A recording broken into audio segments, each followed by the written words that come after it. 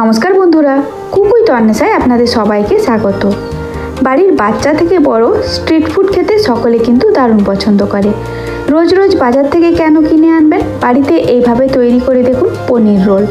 দোকানের থেকেও বেশি ভালো স্বাদ হয়, অবশ্যই এইভাবে বানিয়ে দেখতে পারেন। তো চলুন দেখে নেওয়া যাক আজকের রেসিপি।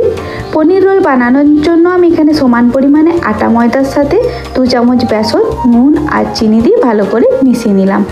তারপরে 2 চামচ মতো সাদা তেল দিয়ে সেটাও মিশিয়ে নিলাম। তারপর পরিমাণ মতো অল্প অল্প জল দিয়ে এখানে একটা ডো বানিয়ে নিতে হবে। ঠিক যেভাবে রুটি পরোটার জন্য ডো বানাই, এখানে ডোটা সেইভাবেই বানিয়ে নিতে হবে। হাতে অল্প আর একটু তেল নিয়ে ভালো করে ডলে নিলাম ডোয়ের গায়ে, তারপরে এটা রেস্টে রেখে দিলাম। অন্যদিকে পনিরের সাথে আরও কিছু কুচনো উপকরণ নিয়ে নিয়েছি। সবার প্রথমে কড়াইয়ে অল্প তেলে কুচিয়ে রাখা রসুন আর কাঁচা লঙ্কা, সাথে বিট, গাজর, ক্যাপসিকাম, পেঁয়াজ দিয়ে দিলাম। আর দিয়ে দিলাম পরিমাণ মতো নুন, একটুখানি লঙ্কার গুঁড়ো, চাট মশলা, গোলমরিচের গুঁড়ো আর পনিরের টুকরোও দিয়ে দিলাম। সাথে দিয়ে দিলাম টমেটো সস। এবারে সব উপকরণগুলোকে হাই ফ্লেমে 2 থেকে 3 মিনিট মতো নাড়াচাড়া করে ভেজে নেব। সমস্ত সবজি এখানে ভালো রকম ভাজা হয়ে যাবে আর পনির রোলের যে পুরটা সেটাও তৈরি হয়ে যাবে। নামাবার আগে বাড়িতে কোনো আচার থাকলে সেটা একটু দিয়ে দেবেন, তাহলে এর মধ্যে চটপটা স্বাদ হয়। আমি এখানে রসুনের আচার দিয়েছি।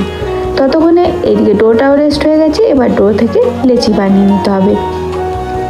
রুটির আকারে বা রুটির থেকে একটু বড় আকারে এখানে লেচিগুলো বানিয়ে নেবেন। তারপর হাতে করে গোল করে নিয়ে লেচিগুলোকে প্রথমে বেলে নিতে হবে। একটা রুটি প্রথমে বেলে নেওয়ার পর তারপর এটাকে লাচ্ছা পরোটার মতো মুড়ে ফেলবো। রুটিটাকে বড় করে বেলে নিয়ে একটু তেল দিয়ে রুটির চারদিকে ছড়িয়ে দিলাম। তারপরে এখানে আটা বা ময়দা ওপর থেকে একটু ছড়িয়ে দেবেন। তারপর লাচ্ছা পরোটা যেভাবে ভাজ করা হয় সেইভাবে এখানে এটাকে ভাজ করে নিতে হবে। প্রথমে কিছুটা নিয়ে গিয়ে এগিয়ে আবার বাকিটাকে মুড়ে দিতে হবে, আবার কিছুটা নিয়ে গিয়ে এগিয়ে আবার বাকিটাকে মুড়ে দিতে হবে। এইভাবে পুরো রুটিটাকে ভাজ করে নেব। এতে কিন্তু পনির রোলের টেস্টটাও ভালো হবে এইভাবে পরোটাটা যদি বানিয়ে নেওয়া হয়।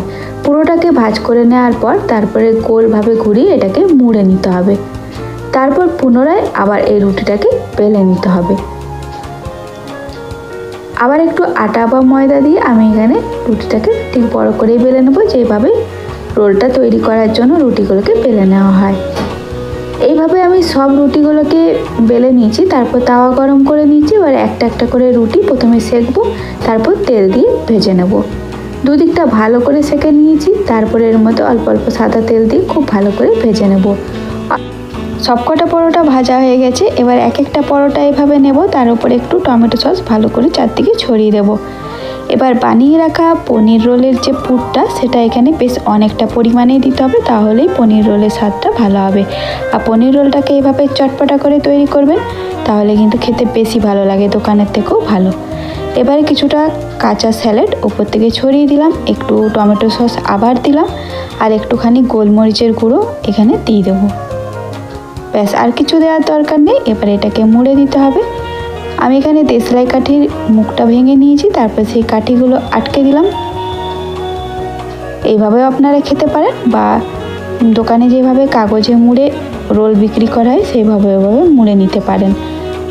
একটা রোল আমি কাঠি দিয়ে মুড়ে দিলাম আর একটা কাগজে এইভাবে মুড়ে নিলাম। এইভাবে সবকটা রোল বানিয়ে নিতে হবে। পনির রোলে পনিরের পুরের পরিমাণটা সবসময় একটু বেশি দেবেন, তাহলে রোলগুলোর স্বাদ কিন্তু বেশ ভালো হয়। আর এই রোলগুলো এইভাবে বানালে দোকানের থেকেও বেশি টেস্টি হয়।